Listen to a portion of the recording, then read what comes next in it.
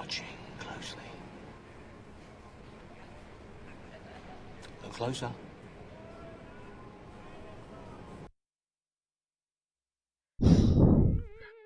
Man, I remember how excited I was when I first saw the transition to Neo X-Death in 04S, or the first time I saw Bahamut in Unending Coil coming down with the 7th Ombol era, or indeed when he does Terraform in turn 13, or even the last phase transitions to UCOB and Weapons Refrain. Like, you guys remember when those transitions were actually cool?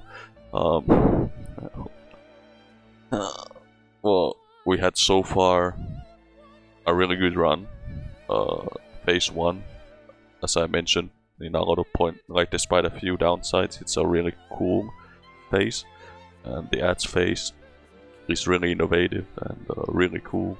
And we've had so many good qualities in this fight so far, like a lot of variables, so it's not super scripted. There's voice acting, there's cool music, there's a lot of strategy you can involve with all the strats.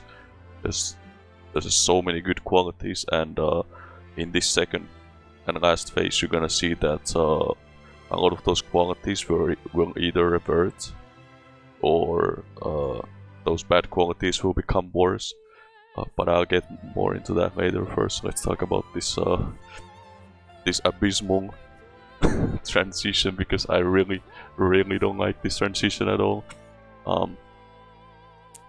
First of all, the most obvious thing, it puts you into a cutscene. It literally stuns you. That's the first thing. Like, why does it have to stun you? Especially if you think back to start of Shadowbringers, they brought in so many good skills for all classes to deal with downtime, that now we can actually combat downtime much more efficiently. Like as a monk, when you do the fucking wiggle move, it refreshes your GL. On Black Mage you can spam Umbral Soul to not just keep up your Enochian, but also to get those Umbral Hearts, and also put it to 3 stacks of UI, and things like that. They did all these amazing things, but then they give you this shitty cutscene, so you can't do anything about that anyway. Like when this cutscene ends, let's say you are a monk, you are shit out of luck. You are a dancer, you cannot dance before it, you're shit out of luck. You are a red mage, you cannot bear cure a dual cast before it, you're shit out of luck. And I could just keep going and going. Like almost every class has things that you could do pre-pull to benefit you, and you can't do them here, which is like just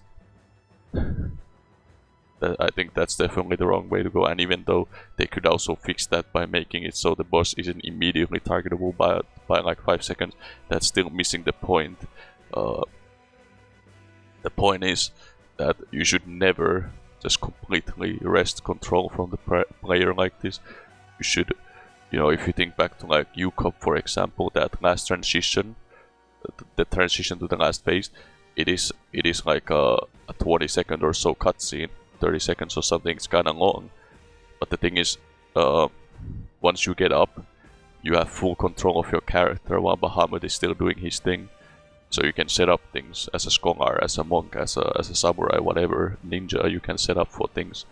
It's not like a big thing. However, it's important because you want the player to feel in control. If they can at least do their bare minimum thing that their kit lets them to do, they still feel in control.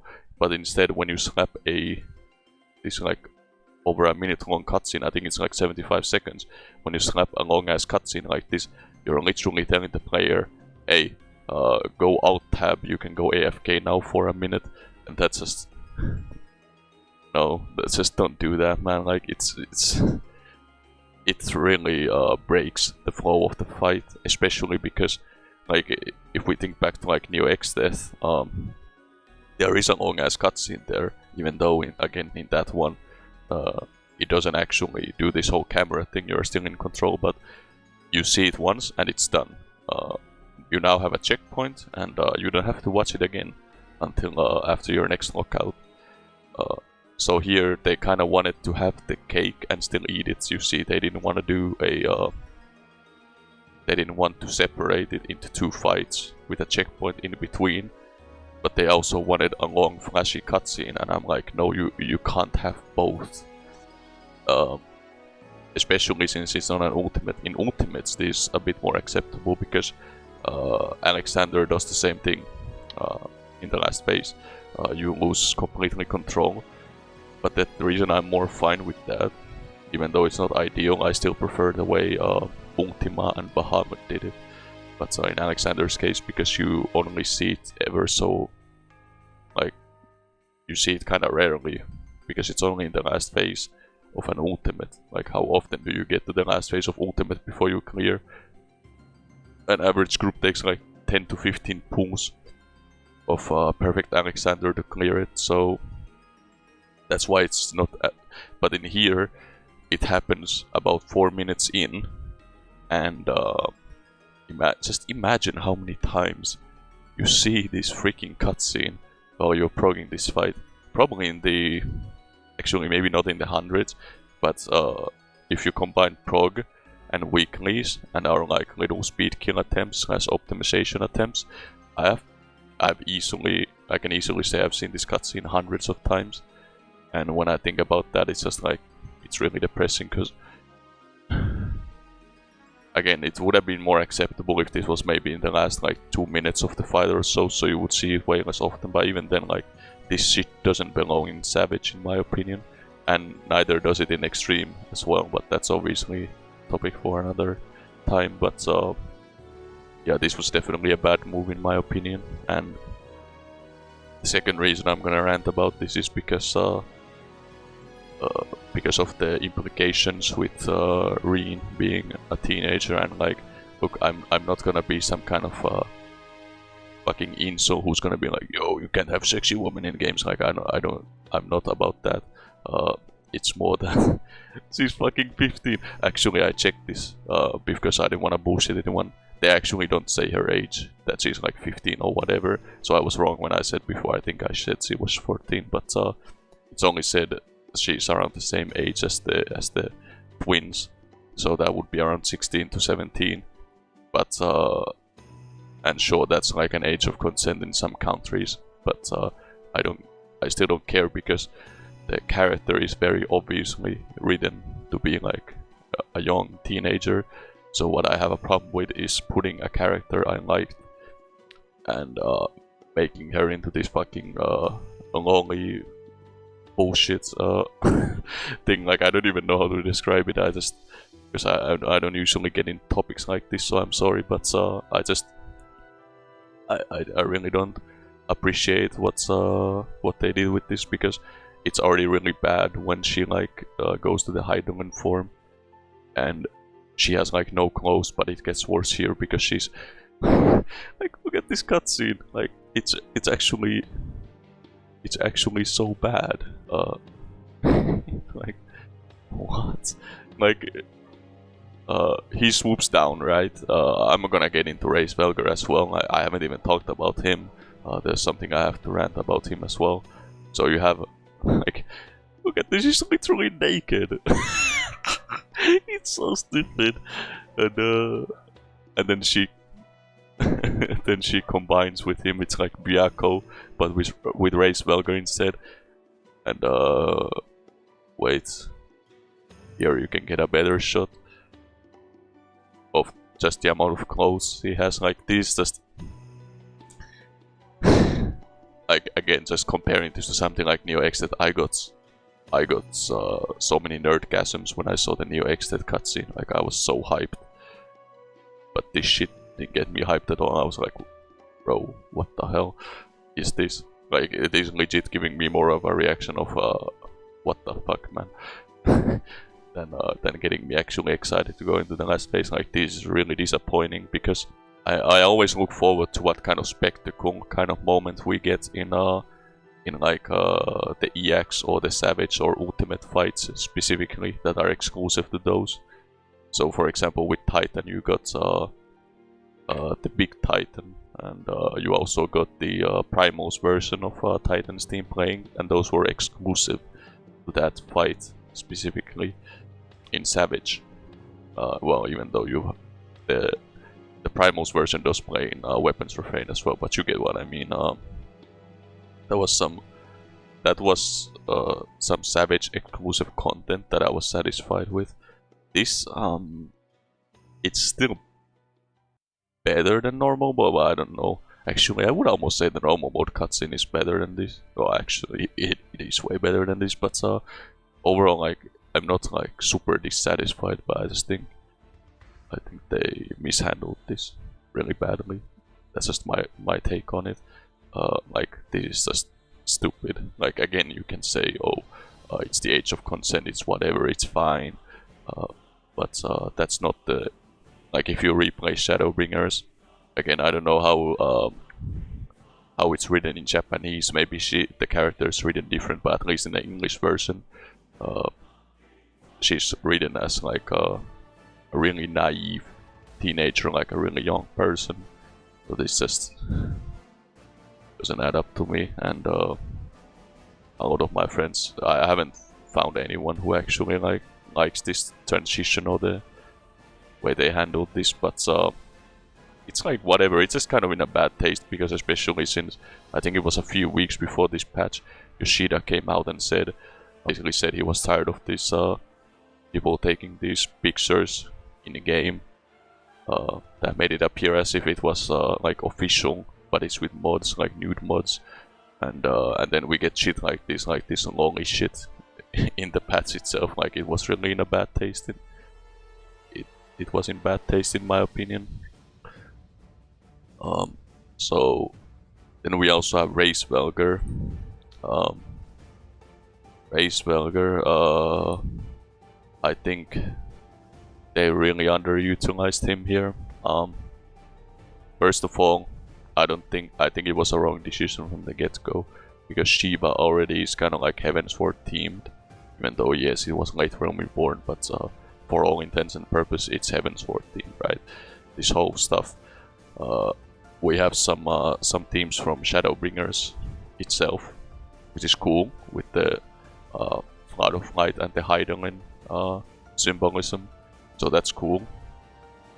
In my opinion, what they should have done with the Savage exclusive version is just go full on, like all in with the Heidelin team, and have her be like super empowered by the light, and turn it into something cool with that, instead of this, because this is so I think this is really cheap, because this is literally just, hey, you guys remember Racevelger, right? Like, let's put this, let's get some nostalgia points real quick here, and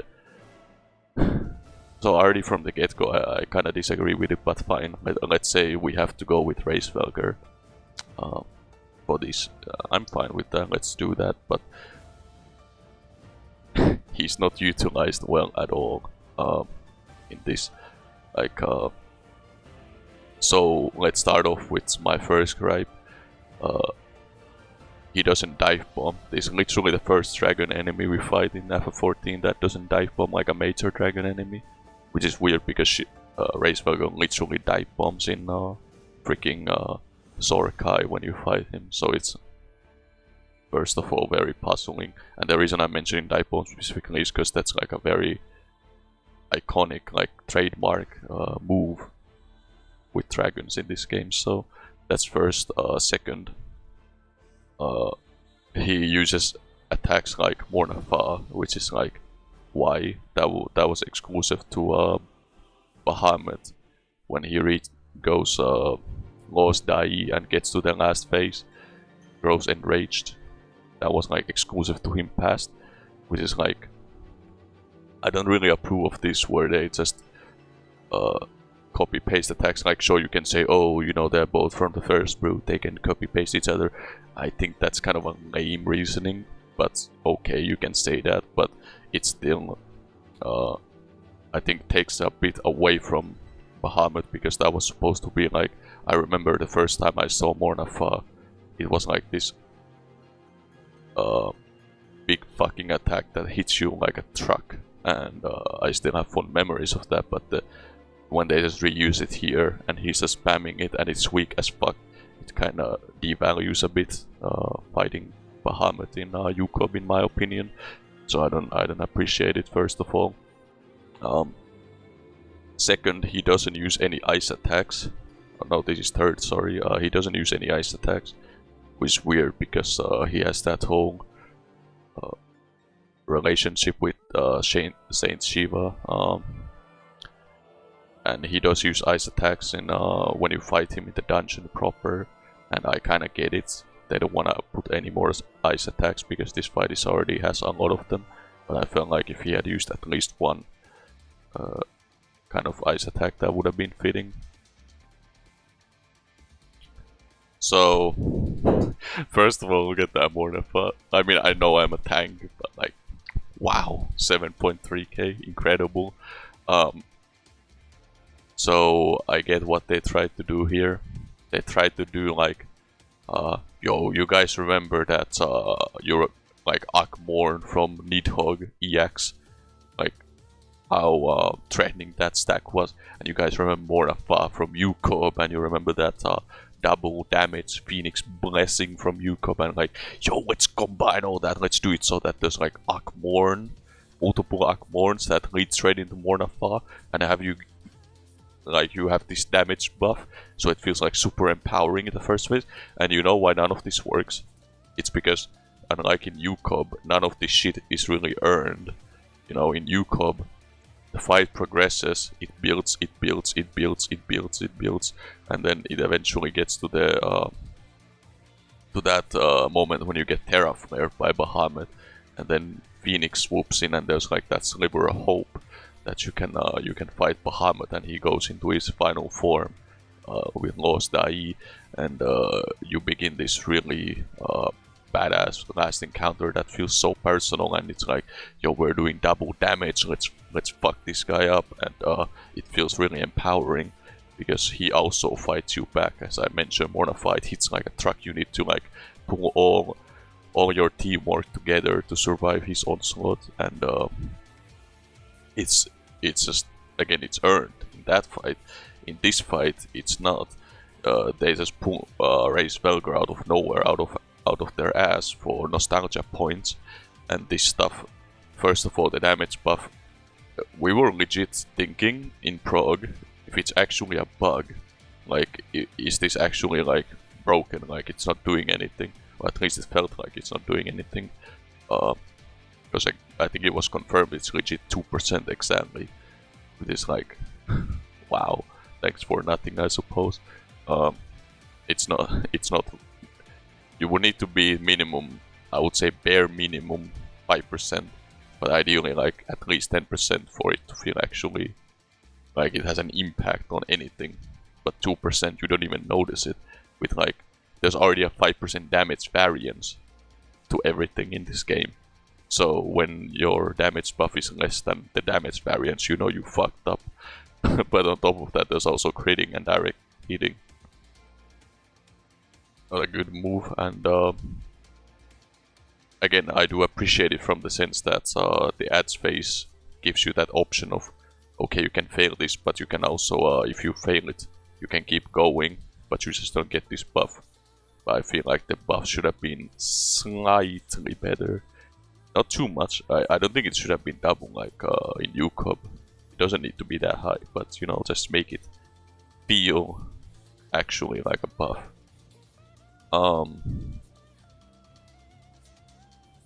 then of course the again, they introduce right off the bat 2 new raid whites.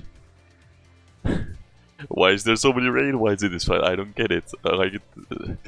Imagine if Bahamut, when you fight him in third 13, he was like alternating, like he's spamming Mega Flare, Giga Flare, Terra Flare, Exa Flare, Fuck You Up Flare, Space Jam Flare, like he would just keep spamming constant, like alternating.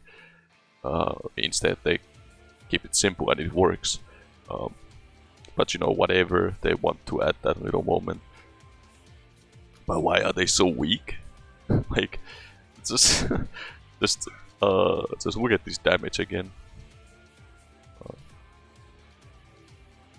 how weak this is hitting. It's hitting for 8Ks per hit. I mean, we're mitigating the shit out of this, but that's also where a problem comes in.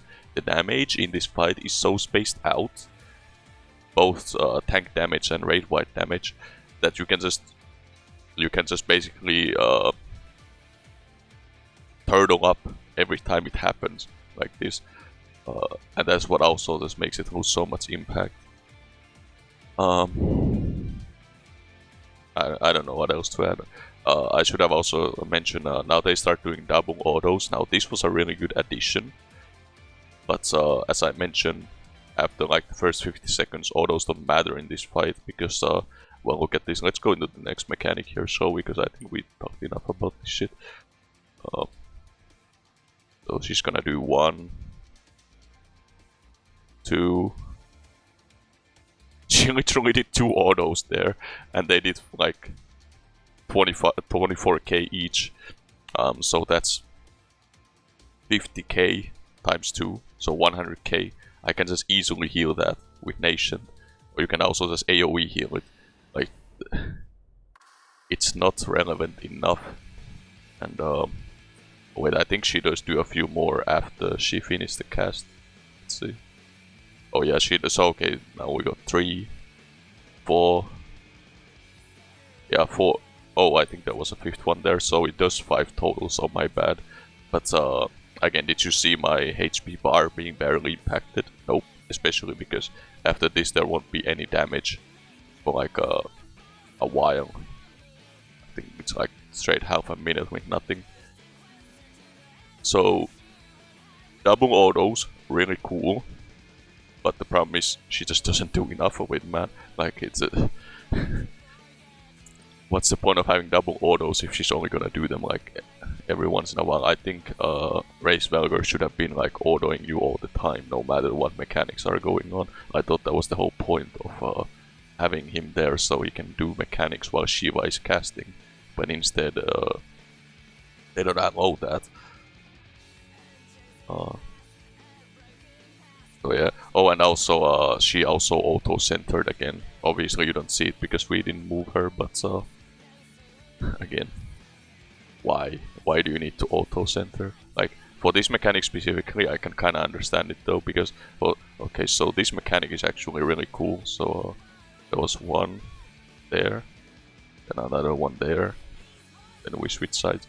There's actually a few ways to look at this mechanic. This was actually a really cool puzzle mechanic, and it really utilized the mirrors. This was cool, and the little nod to e8s with those wings of destruction-like things. So I don't have much to complain about this mechanic, really. It is one of those mechanics where you can legit have one guy do all the work and then you just follow the leader, but that's not necessarily a bad thing, because at least someone still has to think about it, you know. So yeah, I will give them props. This mechanic is cool, aside from the fact that, again, you can't control her, so it's automatic. But for that specific, it's fine. So here we have 1, 2... Yep, 2 autos, and then she's doing this, and now she's not autoing again for like a minute straight. And this is a really shitty mechanic in my opinion. Worms Element. Oh wow, what a shitty... first of all, here, you see that? Sorry, I'm pointing the wrong way. Worms Lament. It's yet another raid wide. Why?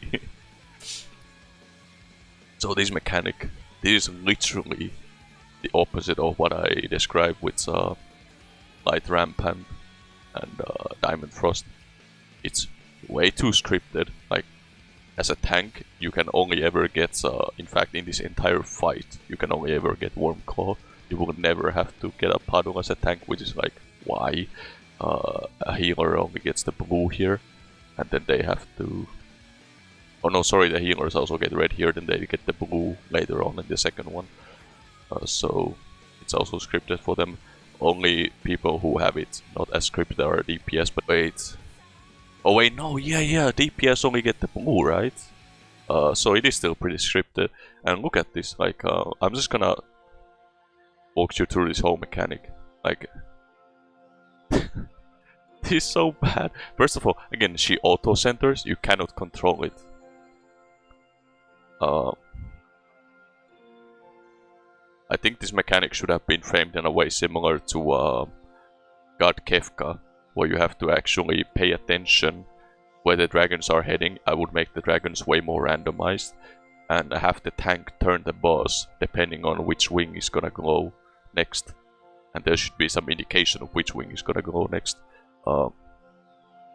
So this whole part is just so stupid. It's like 1 minute. This is literally the thing I hated most about Titan, when he's like, for example, spawning the healer jails and things. When there's like a straight minute of nothing happening. This is so bad for the fight flow. Like, especially because when you play this as like DPS especially, it becomes really boring. Because every time you have a burst window, let's say you play Monk, every time there's a 90-second window, the boss is literally just bending over. Hey, come, hit me. It's like, I thought the whole challenge with playing DPS was supposed to be that you have to do mechanics while you're focusing on a rotation, not having the boss bend over and letting you attack them for your entire rotation intensive part. This is so bad. And now we get the ice mechanic introduced, which is the way it's used here is actually kind of cool. You get frozen, and you have to check which cast it is. Even though the naming for this makes like no sense. Twin Stillness and whatever the other one was called. I honestly forgot their names. I don't. But like the naming for this mechanic makes no sense, IMO, because it doesn't tell anything about like why is Twin Stillness a frontal cleave into a like look, Twin Stillness, right? Is gonna be a frontal cleave into a rear cleave, but why? And so far the only mechanic I've liked is the mirror with the wings. That was cool. Aside from that, there hasn't been anything I like about this last phase. It's way too scripted. Boss keeps auto-centering. There's nothing happen. Like during the Worm's Lament, for example, I would imagine if she was like autoing and maybe threw in a raid wide or two in between, would make it interesting to heal, interesting to tank, and then you could also involve more movement for DPS as well. But they don't do any of that. The boss is literally just letting you hit her.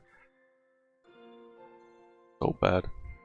Then you have this is the second and last time she does the tank buster. Which, by the way, if you play warrior, you can literally home gang this buster and still get it at the end. I'm gonna get more into that later. But so far, this second phase has really not been good, especially compared to the first phase and ads phase. This is really weak. And you know, there is actually, I want to mention one thing. There is like a cool idea with this phase that she's like alternating between these forms. You have the Race Velgor form, the dragon form. You have the Heidelin form, and you have the Saint Shiva form, which is the one she's on right now. That's kind of cool as a concept, and I think it was kind of well represented here as well. Like each form does get plenty of time. So it's not bad. It's not a bad concept. It's just I wish there was more happening, basically. So here you have Akrai.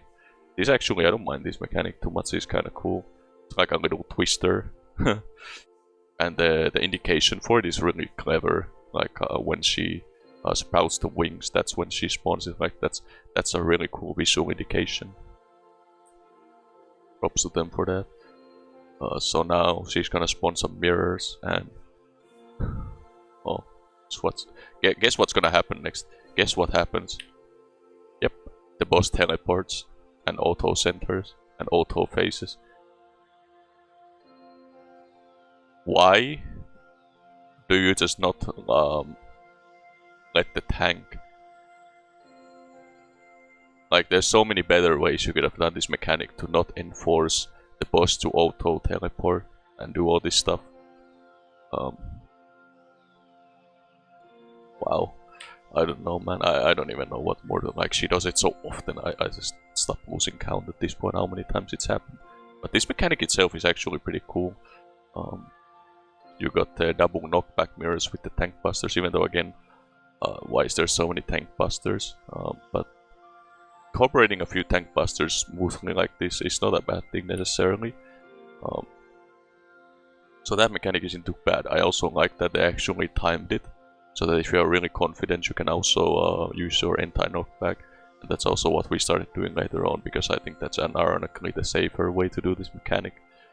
But again, it's cool that you can utilize that. And yeah. And for what I said before, the way you could basically fix the auto-centering is you could have some kind of incentive, like a reason for the mechanic why the tank has to bring it to a specific spot at the edge, and have it work that way. That's whatever. Like, you could have certain objects in the map, for example, that you need to hit with her wing cleave and get rid of them, while also keeping something alive behind it. I mean, I'm just throwing in like ideas out of my ass, right? But I'm basically just trying to say that you shouldn't force the boss to just jump herself, because as a tank it feels really ass when you don't have any control over her. But anyway, the knockback mirror is not a bad mechanic, it's kinda cool. It's like a really cool way of utilizing the mirrors. Now we go, we have the gaze with the mirrors, and this mechanic again, it's not that bad. It's a fun little mechanic, and of course this mechanic too has a different kind of strats to it. Like, there's a way better one than this. I do appreciate that at least in this one mechanic, the boss's positioning actually is really important. So I actually give them props for that. It's a shame that doesn't apply to literally every other mechanic in this fight, but at least in this one. And again, this is where the you can kind of see it on the corner there, the halos. They come into effect again. That's a really cool mechanic. So this gaze mirror actually is actually a really cool mechanic. It does also do quite a decent amount of damage. So here we have embittered dance and spiteful dance. Again, same as with twin stillness. I really don't understand where the naming for this comes from. Maybe it's different in Japanese, so it makes more sense. But like, why does embittered dance imply a dynamo? Like, but that's whatever. You kind of just memorize the name and then you go by it. But it's like nothing special. Again, it's just literally doing them back to back like that. The reason they put that mechanic in there, by the way, is literally there to punish you if you got hit by the stun from the gaze. That's literally the reason it's there. Oh, I should have also mentioned the damage down in this phase is also they kind of did the same idea as from Titan, where the damage down is literally like 50%, I'm pretty sure it is. So the damage down is actually substantial. It's really nice.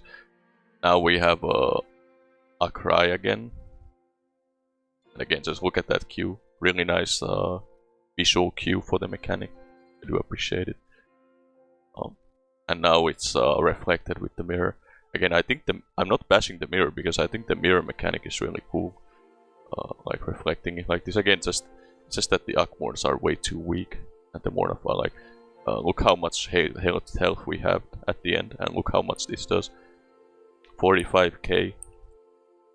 You can kind of see it from this, the HP bar and the DPS, it didn't drop that low even. And then we just get topped by the Earthly Star immediately after.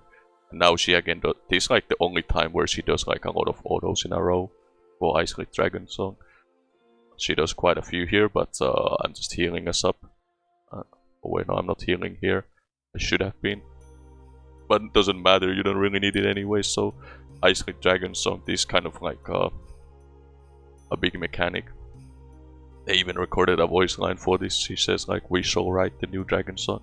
This mechanic should have been so much more, because this is literally this is supposed to be like climax in the fight, like Grand Cross Omega or Grand Octet or Forsaken 2, you know, or Ultimate Suppression. Like this is supposed to be that point where it goes like, wow,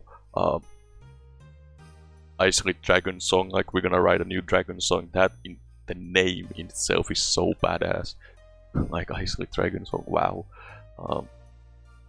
But unfortunately, well, it looks like a really cool mechanic, like in action. Like you can see there's like chains, there's towers, the flakes reappear. This is essentially Light Rampant plus Diamond Frost. It looks really cool, so I give them props to that. But the execution of this mechanic, it's way too scripted.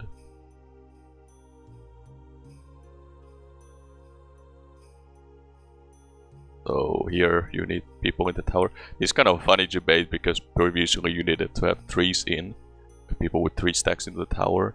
But this time there's gonna be a Protean after, so if a person with 3 goes in, they're gonna blow up. Because you can only have 4 stacks. So this is a nice little debate, I actually like that. So yeah, everyone has 3 stacks now, and then there's a Protean on all 8 people and the mechanic's done. Oh, by the way, Path of Light, that's also another raid white she casts, even though you can't the cast itself, you cannot add on it or anything, which is weird, even though with the boss. That's another thing about this fight, by the way. There's some casts, like the Path of Light or Banish Tree, which you cannot debuff for some reason, even though the boss is literally casting it. Just makes no sense to me.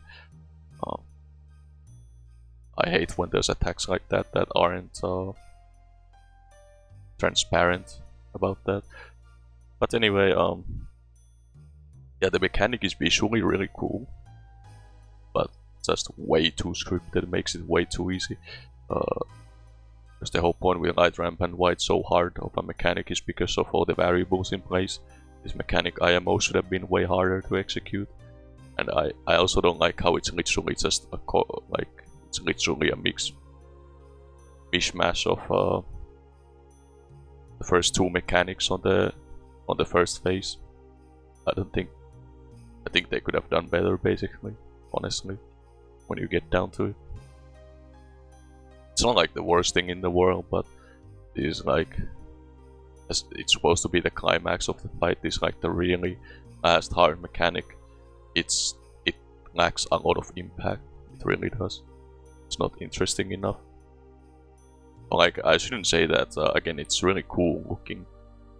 Like, if you wouldn't have done this fight, it looks really like really hard to pull off. And here we have like,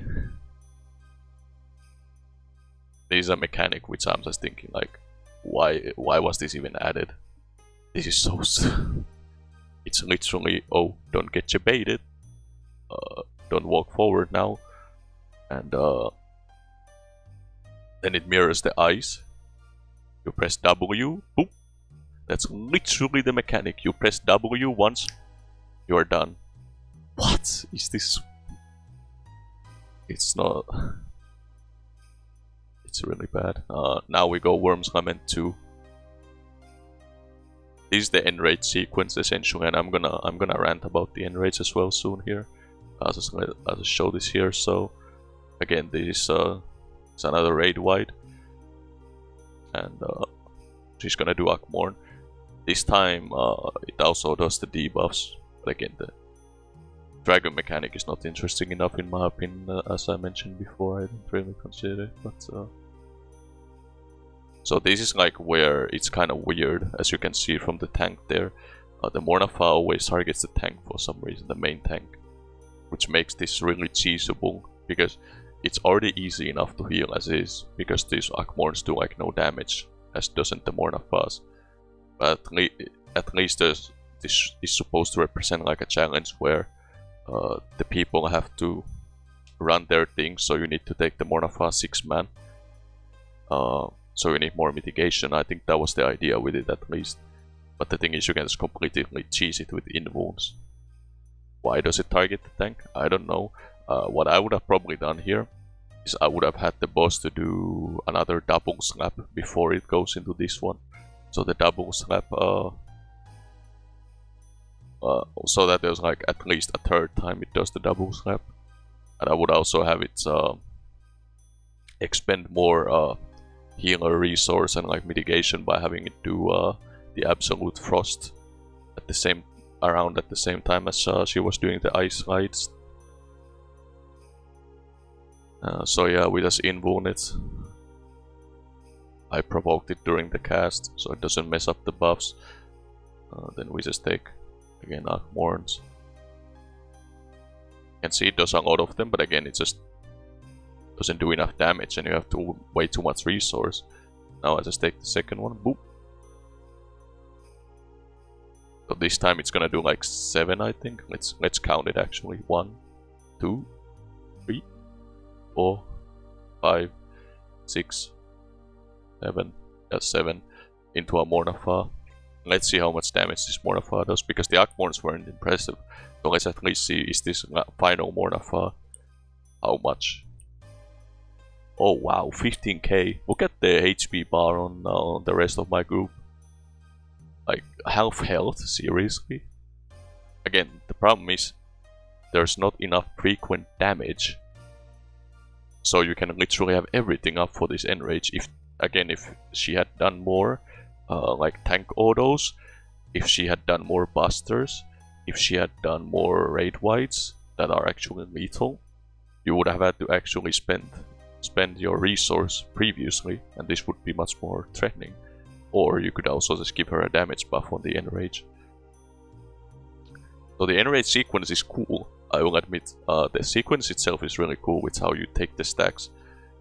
The Archmorns, then you take the Mornafa while you are also running the dragons. Like, I actually consider this a really good enrage sequence. It's, in my opinion, better than Titan. The problem is just that how it reaches its climax. Because you would expect that the boss would just either repeat this cycle or do something really badass, like maybe she casts Mornafa into a mirror and then she spawns 4 mirrors and just nukes the fuck out of you with that enrage, with like multiple Mornafas hitting on you. Or maybe you finally have the dive bomb from Race Velger, like he would dive bomb into a mirror then you get dive bombed from every direction from the mirrors themselves. Oh, by the way, I forgot to mention, if someone's gonna say that oh, she can't dive bomb because it's a human, you know that we have Nile Deus Darnus in UCOP who literally dive bombs, even though she's a human dragon infusion, but whatever.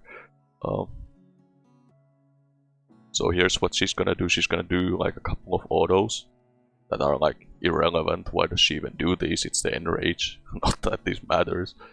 Like, it's so stupid in my opinion. But she does autos, then she spawns mirror. Let's see. Oh, we have 8 mirrors. This is kind of cool. Okay, so it's gonna do the cleave with those wings. Okay. And then it's gonna be reflected from the mirrors. Now I won't show it because you won't see it in this video because we kill it, but I think this enrage is very anticlimactic, because instead of just keep going with the actual enrage with like the Archmorns and Mornafas, it just stops. And then she does this. Like, why? I really don't understand. Well, there could have been so many more cool options they could have done with the enrage. But this is not climactic at all in my opinion. In fact, this is a really lame way to end a fight. So yeah, we beat her. And yes, it's yes, let's show her like that one more time, why not? And then you win. And again, just look at the background though, this is really gorgeous. Amazing looking background there. Damn. So yeah, sorry I went kinda rushing through that second phase there. It's because there really isn't that much special to talk about aside from the transition, the start, an Ice Dragon Song and the enrage, the stuff in between. Again, There was some good mechanics there, but I felt like the overall flow of the fight, it's very, what would I say, it's not consistent, it's like stuttering, it's like it picks up and then it slows down. And then there's like a minute in Worm Slime End of nothing happening. Then it's like you get like knockback mirrors, it picks up a bit, then it slows down. There's Gaze, but after Gaze, there's like the Dynamo into Chariot or vice versa, and the Akrai again, not really that special. Like it's kind of the same problems I had with Titan, that the flow just wasn't there in my opinion. I think a fight should actually like increase in difficulty instead of just throwing all the hard shit in the first 3 minutes and then the fight just gets really boring. I think that's, I don't agree that way of doing it personally. I mean, I get that they want to have like this, the first phase be like the real hurdle, and then the last phase is more like a bit more cinematic, more of an experience. Like, I guess cinematic is the wrong word, I mean like it's more epic feeling, I guess. That's what they were going for, but again, I just feel like the flow, the pace, whatever you want to call it, is just isn't there. And that's why I think what I would describe this fight is that it does give me hope for the next tier, way more than Titan did, or way more than Final Omega did, because I didn't like those fights that much either. But the thing is, with this one, they at least tried a lot of new things. Like with Light Rampant, with Ad Phase, they actually tried, shows me that the new blood they have working on these fights, they're actually trying to do something interesting, so it does give me hope. I'm looking forward to seeing what they can pull off with 5.4. That being said, again, overall I would rate the fight like, I don't know, 6 out of 10. It's okay. It's like, I guess I would say a bit better than okay. It's great because again of those innovations. Oh, and also I forgot to mention voice acting. Yes, please, I want more voice acting. In fact, it would be pretty awesome that when they do Unreal versions of these fights, that they would also add voice acting into them. That would really hype people up to redo the fights. Of course, given how hesitant Square always has been to add voice acting to their raids, like 24-mans and 8-mans, I kinda doubt it, but I guess you can always hope. Anyway, that's been enough for this one. I hope this video summed up my opinion of the fight enough. Just remember, if you see a lonely Shiva on the street, don't interact with her, because she's definitely jailbait. And on that note, I'm gonna wish you all a nice day. See ya.